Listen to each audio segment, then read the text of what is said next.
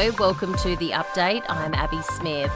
New polling has revealed the Voice to Parliament referendum could be a close call. According to Newspoll, 46% of Australians are planning to vote yes, just 3% more than those planning to vote no.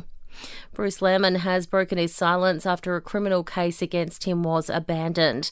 The former Liberal staffer was accused of raping his colleague inside Parliament House, but has told Channel 7 he's innocent. Did you rape Brittany Higgins? No, I didn't. It simply didn't happen. Did you have consensual sex? No. Did you kiss her, Bruce? No. Were you intimate with her at all? Not one bit. The trial was aborted due to juror misconduct and the DPP abandoned the case altogether.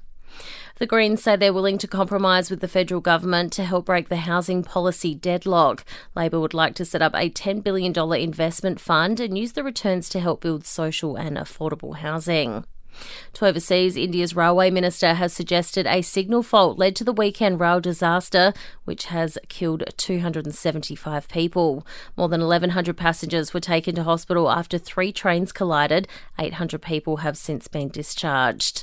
And a perfume bottle dating back to the time of Christ has been opened in Spain following its discovery in an old Roman city. Scientists detected a whiff of patchouli oil when the vial was opened. Entertainment and sport next.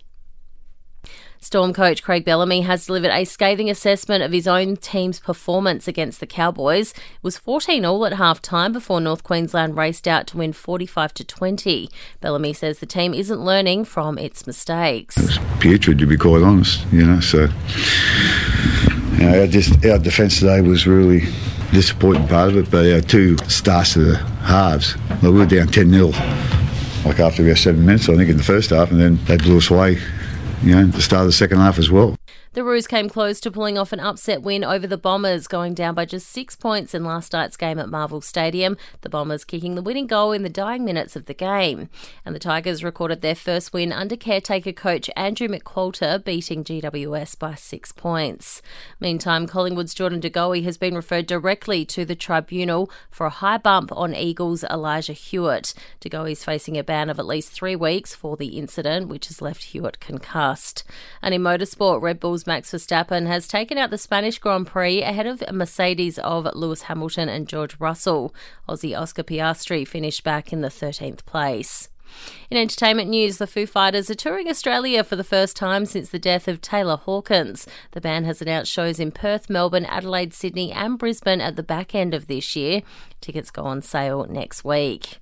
A huge opening weekend for Spider-Man Across the Spider-Verse. It's pulled in $120 million at the US box office, the 3rd biggest opening weekend for any Spider-Man movie. It's earned $384 million at the global box office.